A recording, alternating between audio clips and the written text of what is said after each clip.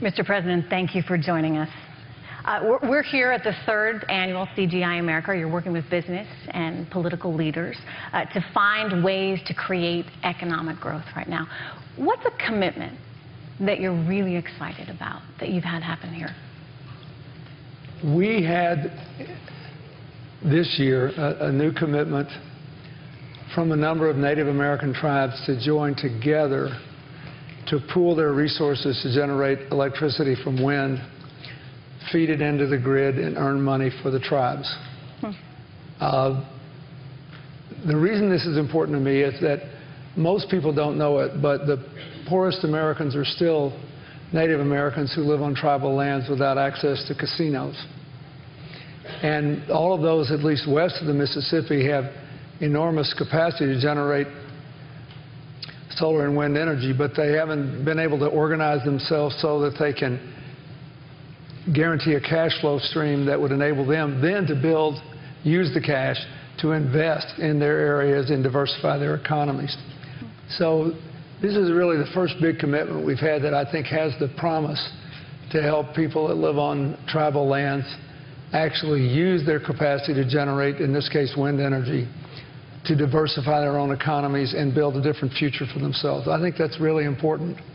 It's also, frankly, a microcosm of a big problem that America and other countries face, which is how to put an economic strategy in place that will help very rural areas as well as densely packed urban areas. So I'm excited about it. I don't know what will happen for sure, but I mean, I know the windmills will put up and they'll work and that'll work fine. But whether this will be the beginning of a different economic model, I can't say, but I hope it will be, because that's one of the things we try to do. I'm excited about the St. Bernard project, which is going to put up housing that will be more resistant to tornadoes and hurricanes and floods in Queens and New York, in Joplin, Missouri, and in New Orleans as a model housing, because there's going to be a huge movement in the years ahead, I think driven by insurance companies primarily, for us to build, rebuild, and remodel all of our structures to make them more resilient. Mayor Bloomberg, you may have seen, proposed, I think, a $19.5 billion plan just to make New York better able to resist the destructive impacts of rising seawaters over the next 30 years. So I'm excited about that, because I think most people need models. They can say, I could do that, I can afford that, we can manage this. So I think that's a very good thing, too. Well, you mentioned wind energy. Just moments ago, I hosted a panel on energy, and we talked a lot about all the alternatives out there right now and the importance of it in terms of weaning ourselves off oil and what it means for our relationship with the Middle East.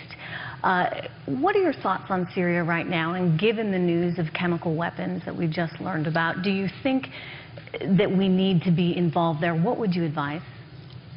Well, we have been involved. We've been supporting the rebels in various ways, with intelligence and in other ways.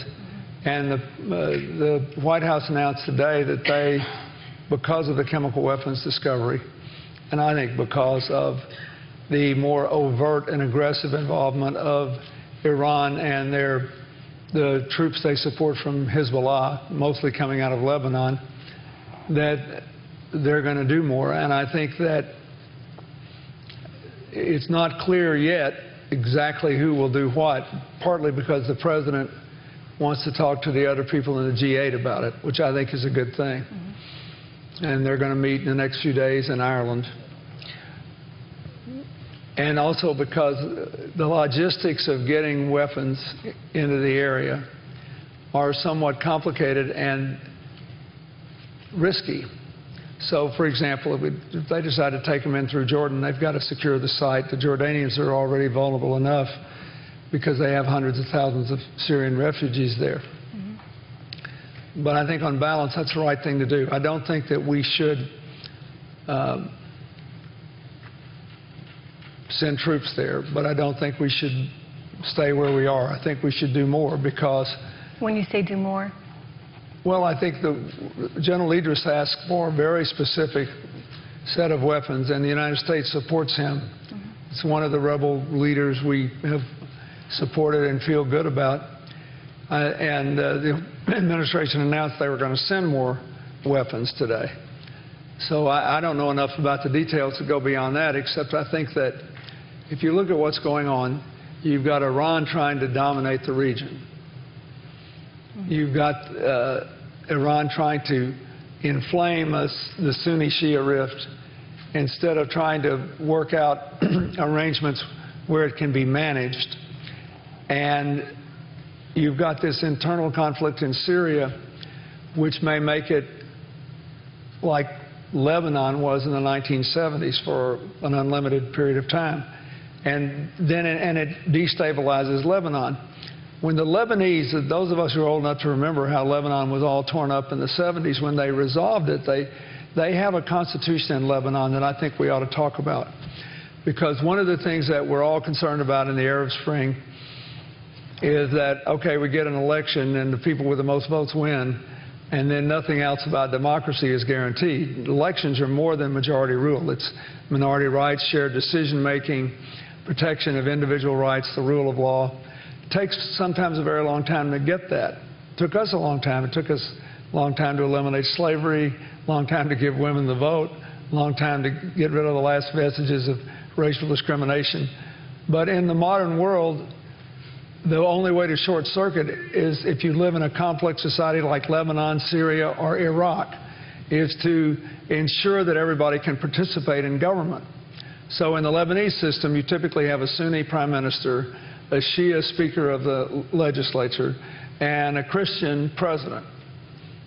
And there, you know, you have the Maronites, you have the Druze, you have the Shia and the Sunni, and Kurds, a big Kurdish population in Syria.